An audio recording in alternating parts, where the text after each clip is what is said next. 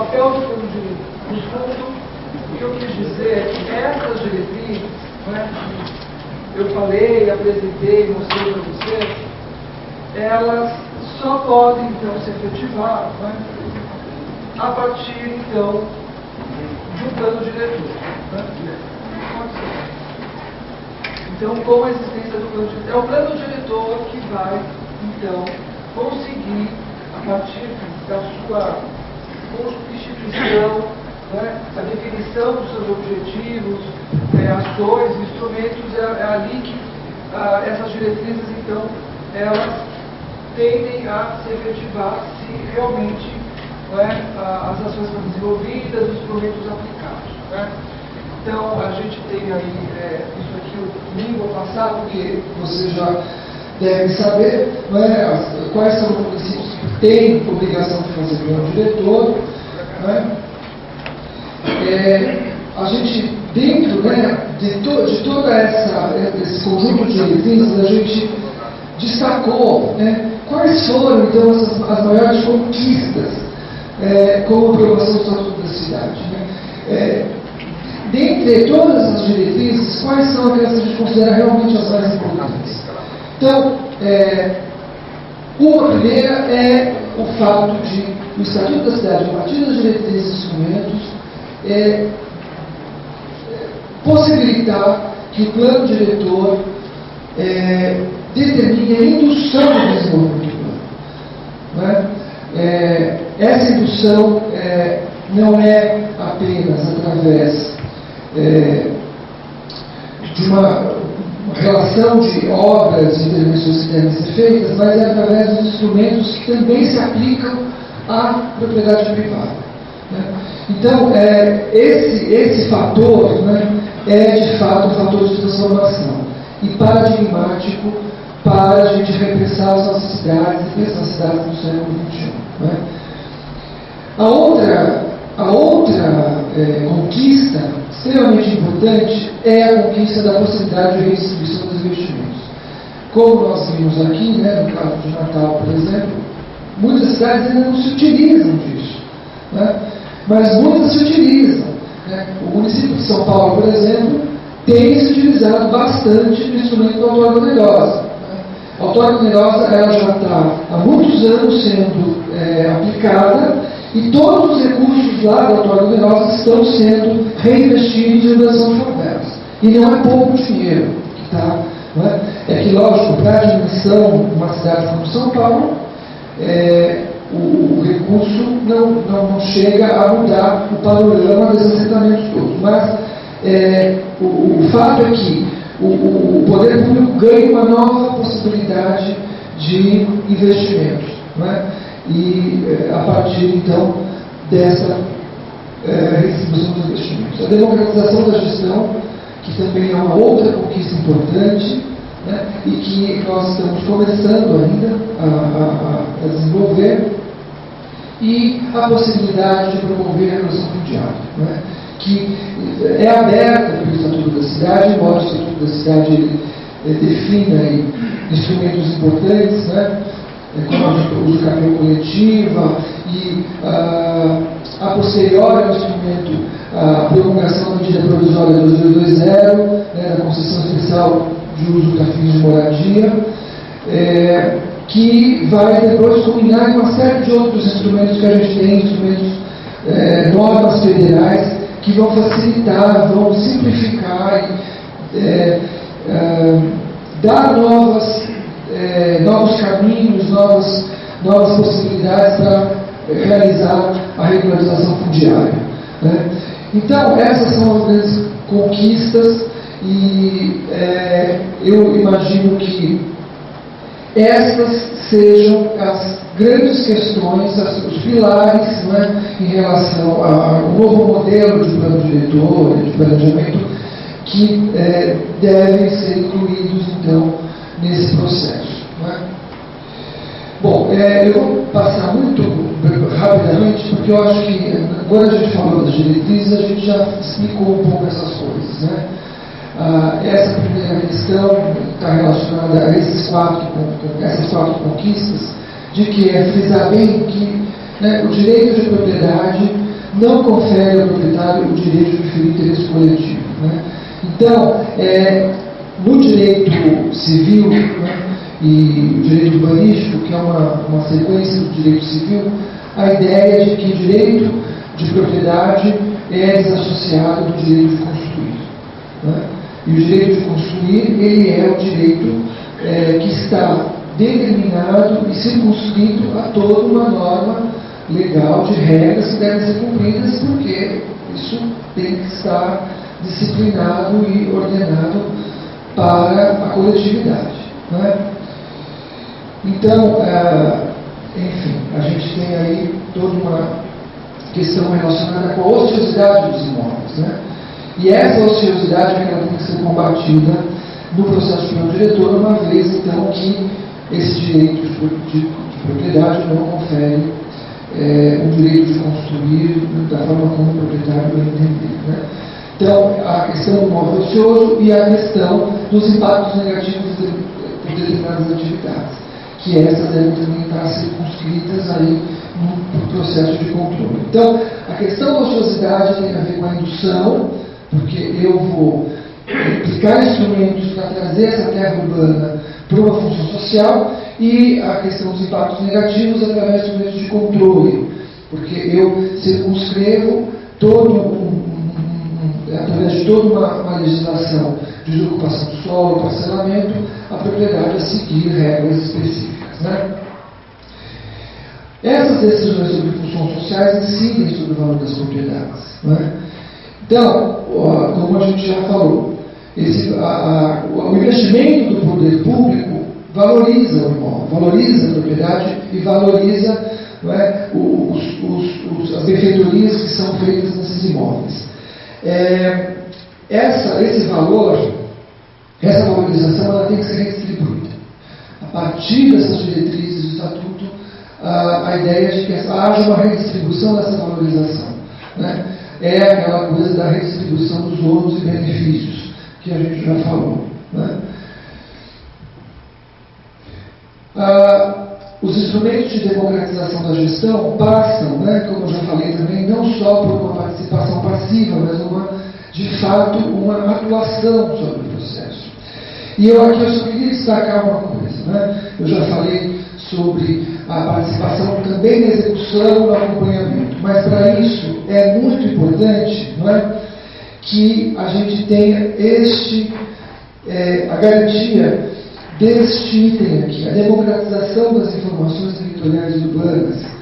Ou seja, para o cidadão participar, para ele poder ter a capacidade de atuar, ele precisa ter acesso às informações, ele precisa saber como se dá o planejamento, como se dão as diretrizes, como essas informações, não é, que elas dizem, o que elas informam para que cada um possa atuar. Né? Ninguém vai atuar sobre o desconhecido. Então, isso aqui é fundamental.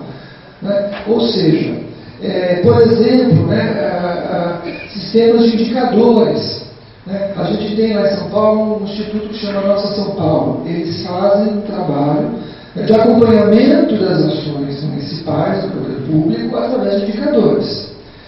Esses indicadores são indicadores que estão relacionados com as metas, programas que são desenvolvidos para que todo cidadão possa acompanhar e avaliar se aquela obra está sendo executada, né, se aquelas intervenções que estavam previstas no plano de governo estão sendo realmente executadas, estão sendo, o investimento que tinha sido pensado como meta está realmente se efetivando, etc, etc. Né? Então, a gente já tem, né, toda uma conquista, tem o portal da transparência, né, agora muitas das informações têm que estar transparentes para todas as pessoas, mas a gente precisa avançar, precisa fazer o trabalho de aderir essas informações à população que hoje não acessa informação nenhuma e consiga realmente fazer o controle e o acompanhamento. Né? E, por fim, então, os instrumentos de proteção fundiária, né, que se dá, né, a partir aí desses instrumentos que eu já falei, né, do capital coletivo, às vezes que estão no Estatuto da Cidade, mas que hoje já ganharam novos instrumentos muito importantes. Né? a Lei 11.977 e a 12.424, que são leis federais e que vão lá no detalhe, né, permitindo, enfim, regularizações de terra, né, relações da terra, fundiárias, que ainda não eram possíveis de fazer, né, dada a complexidade que é a formação da terra no Brasil, né, que sempre foi feita de uma forma tão questionável, né. Isso também está contado nos livros de história, né. E aí a gente tem o conteúdo básico do plano diretor, né. Então, primeiro o projeto de cidade, os objetivos, né. A gente define os espaços coletivos, a definição de cada parte do território, a destinação da terra adequada a todas as atividades. As estratégias, que são os investimentos prioritários, como se dará a regulação do solo e do plano rural e como se dará a gestão administrativa e territorial.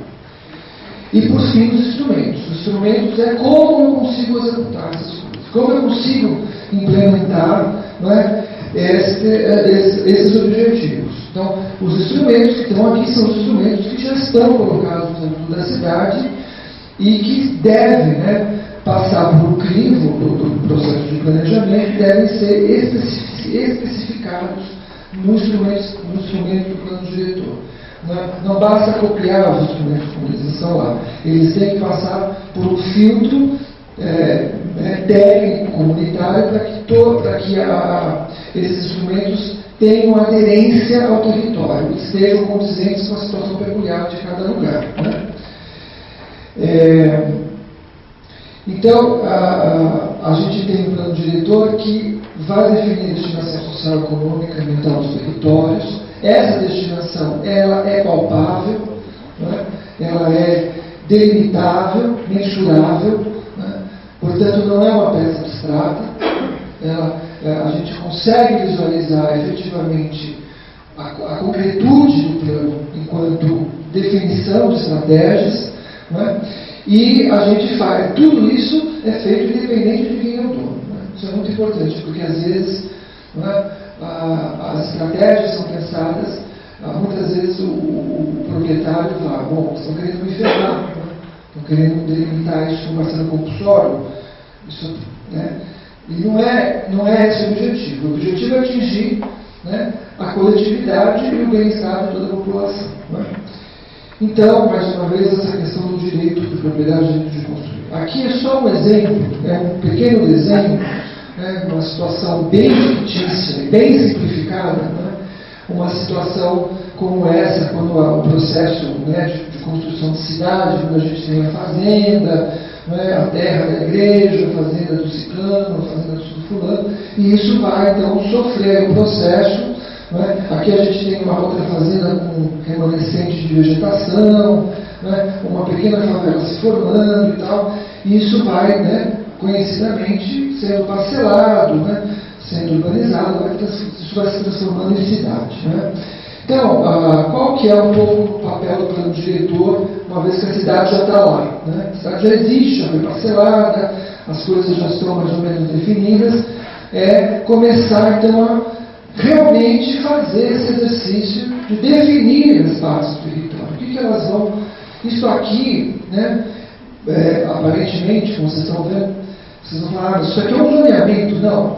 Na verdade, a ideia aqui, de uma forma muito simplificada, é um pouco mostrar como que a gente vai definindo esses pedaços de cidade e um pouco que, enfim, destinação elas teriam, pensando sempre, né, no cumprimento da função social dessas coisas, né? Então, a área aqui de remanescente vegetal vira um parque, né, porque tem um patrimônio ambiental importante. Aqui há essa área de uso misto, comércio e serviço, né, uma outra área de expansão da moradia, né, agricultura familiar e assim por diante. Essas coisas vão sendo definidas a partir do que se conhece desse território, né? E em cima disso, né, a gente pode ir também delimitando os instrumentos de estatuto para poder realmente atingir os objetivos. Então, aqui nessa área, por exemplo, a gente tem alguma situação de irregularidade fundiária, urbanística, então a gente delimita isso como os EIs. Né? As EIs é um instrumento importante que ajuda, né, ajuda a essa área ser regularizada. Né? A gente, embora o Estatuto da Cidade não mande que a gente delimite o parcelamento compulsório, né, da forma como está aqui, mas é muito importante fazer esse exercício. Depois que a gente percebe que tem uma quantidade enorme de terra ociosa, precisamos pensar onde que esse parcelamento compulsório vai, de fato, vai ter incidência do parcelamento compulsório. Né? Há aqui uma zona especial de interesse ambiental, que a gente poderia trabalhar também com a transferência de potencial construtivo, que é um instrumento que eu vou explicar semana que vem para vocês. Né? O direito de permissão, que é o direito de preferência do poder público adquirir um imóvel que vai ser colocado à venda. Então, antes de qualquer pessoa se manifestar pela compra, primeiro a pessoa que tem que se manifestar é o poder público. Ele tem a preferência.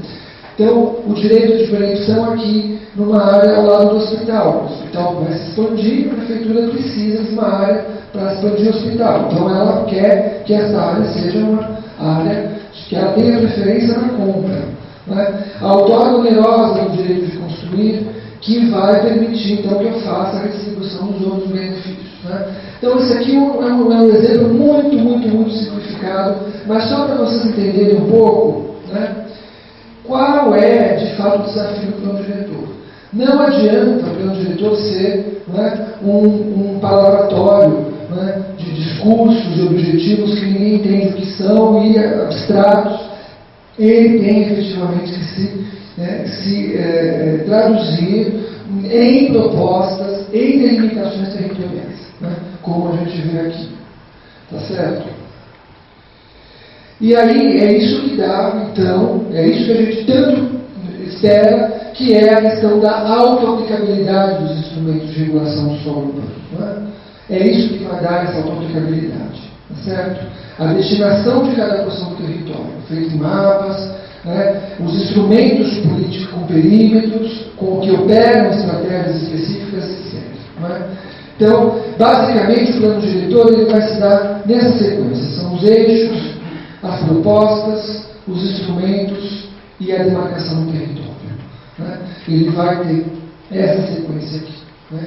E aqui é só vamos dizer, um roteiro, um pequeno roteiro, uma espécie de um fluxograma, um organograma, melhor, de como esse plano diretor deve um pouco seguir, uma vez que, né, muitas vezes os planos não fazem, por exemplo, a leitura comunitária, que é escutar a população, trazer, né, toda a população para, né, o entendimento do seu território, a compreensão do território é esse. Né. Uma outra questão também que é muitas vezes deixada de lado é o enfrentamento dos conflitos, porque não existe situação que não haja conflito numa cidade. Não existe. O conflito é inerente ao processo, porque existe disputa de interesses, disputa de posições, e isso tem que ficar claro. Quanto mais explícito isso ficar, melhor é o processo do planejamento. Porque, de fato, o plano diretor será legítimo, né, porque realmente enfrentou as disputas. E todos perdem e todos ganham. Né? De certa forma, o processo do plano diretor, como é um processo coletivo, tem perdas e ganhos para todos, inclusive o poder público, nas decisões que são tomadas. Né? Até então chegar no projeto de lei, que então aí o plano diretor democrático, que a gente tanto prega. Né? Muito bem. Agora chegamos naquele momento especial, né? Embora no avançado da hora, mas não dá para deixar de fazer. Eu sei que provavelmente vocês devem aí trazer questões, né, polêmicas, enfim, em relação ao que foi trazido na aula de hoje. Aí a gente poderia então adotar um teto, não sei, alguma coisa para poder fazer essa discussão. Não é? Aí você sugere aí um horário para a gente concluir, para a gente poder se organizar. Mas a questão é que como sempre, é necessário que vocês também se manifestem. Então, são as 5 perguntas que eu estou trazendo aqui para que vocês voluntariamente possam nos trazer. Então, a Daniela está falando uma manifestação rápida de no máximo 1 minuto, enfim, para a gente tentar, né, fazer de uma forma mais breve e não se estender tanto, né, enfim, em função do avançado da hora. Mas as perguntas são essas, né? Como as funções sociais da cidade e da propriedade urbana são cumpridas hoje em Jundiaí, né? Se são cumpridas, se não são cumpridas, quais as situações visíveis de Jundiaí de não cumprimento das funções sociais, né, da propriedade, das 3 maiores conquistas, né, a distribuição dos investimentos públicos, democratização da gestão para São Jundiaí, quais são as mais importantes para Jundiaí, né, que vocês consideram? Como o plano diretor de Jundiaí incluiu, né, esse que está aí, né, de 2012, o princípio da função social da cidade? E como o plano diretor possui o conteúdo mínimo previsto para o plano diretor do Estatuto da Cidade? Quem gostaria de fazer essa breve manifestação aí para o enriquecimento da aula desse debate? Meu nome é Claudinei, boa noite a todos. O que a gente viu, eu participei desse plano diretor aqui, em várias sessões dele, que houve, a gente viu que não foi respeitado a comunidade em geral. Tipo assim, se ia para o plano diretor, onde se apresentava o mapa da cidade, aqui assim vai ser isso, não se colocava nada. E aí você se manifestava, você falava assim, ó, mas na minha região ali falta isso. Ah, legal. E depois a gente não via nas propostas do plano diretor isso atuar. Então, durante muitos anos na cidade aqui, quer dizer, o plano diretor era de fachada, né? Não tinha, a participação popular era muito pouca, né? E eu acho que por esse motivo a comunidade jundiaense ela deixou de participar de todo o processo da cidade durante todos esses anos. Por quê? Eu posso falar isso porque eu vejo assim que nós jundiaenses aqui, eu sou nascido aqui, posso falar um pouco por mim também, né? Que esse processo de participação popular é muito pequeno na nossa cidade. Que durante um processo de 20 anos a gente viu que as comunidades não foram ouvidas, né? E quando você ia numa audiência pública e fizesse qualquer crítica, isso daí também não, você ficava como sendo um cara chato que não podia dar a sua opinião. Eu estive em Brasília por esses dias, em novembro, que eu fui participar da Conferência Nacional das Cidades, né? Eu participei da Conferência Nacional, a Conferência da Cidade aqui de Jundiaí, que a Daniela e o Pedro abriram espaço, então foi a primeira, da última, que foi a quarta, nós, Jundiaí não participou.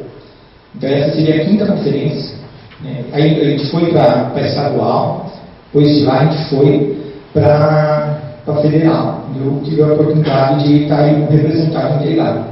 E aí o mais legal que eu vi lá é que, tipo assim, muitas cidades pequenas, sem renome, Jundiaí é uma cidade sem renome, né? E tinha muitas pessoas participando. Os movimentos sociais são muito fortes e atuantes na cidade. E muitas coisas se conseguem realmente mudar a realidade, às vezes, de um bairro, de uma região, da cidade toda, se você tem a participação popular. E a cidade fica mais homogênea, né? As pessoas não ficam distantes dos instrumentos públicos, né? E é isso que eu espero, né, que a gente possa, que todos nós, essa contribuição e trazer mais pessoas para esse debate e falar dos problemas sim, que tem essa cidade, que não são poucos, são muitos, né? E que antes parecia que era a cidade do conto de fantasia, né? Aí quando a gente vê que assumiu muitos, até o jornal fez, não vou citar o nome do jornal, mas ir nos bairros e falar dos problemas dos bairros, em 3 meses já começou a aparecer todos os problemas do bairro. Então você pegou uma cidade que tinha problemas, mas que não aparecia e que não se discutia. Então, essa a visão que eu tenho, eu espero que isso aqui aumente cada vez mais a nossa discussão, onde todas as pessoas possam ter oportunidade de se manifestar e de falar da sua região, né? Porque cada um falando um pedaço da sua região, a gente vai conseguir fazer uma Jundiaí para todos.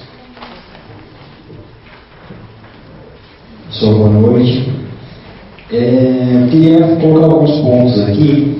A questão de território, que é discutido no plano diretor, E a disputa de território por interesse político, ou enfim, cada um com o seu interesse nesse território, eu acho que é importante a gente discutir, Dani, essa questão desse diálogo conjunto no território mesmo, envolver desde igrejas evangélicas, envolver as entidades sociais, envolver as redes sociais, envolver inclusive essa juventude, que são as escolas estaduais principalmente, elas têm uma grande finalidade de ajudar a mudar isso. Por quê? Porque as garotadas têm uma energia muito forte de ajudar a transformar o bairro. E quando fala questão de bairrista, às vezes acaba pesando um pouco, mas eu acho que é mais fácil da região pensar, cada região pensar mais ou menos no seu bairro, daí vocês conseguem planejar a cidade toda e ver o que é possível.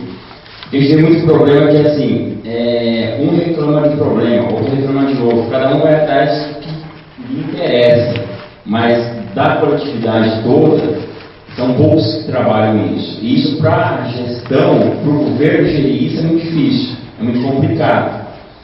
E no dia a dia a gente percebe isso em Jundiaí, que foi criada uma cultura do individualismo, aquele negócio a favor, não sei o quê, e tudo isso é muito complicado para nós.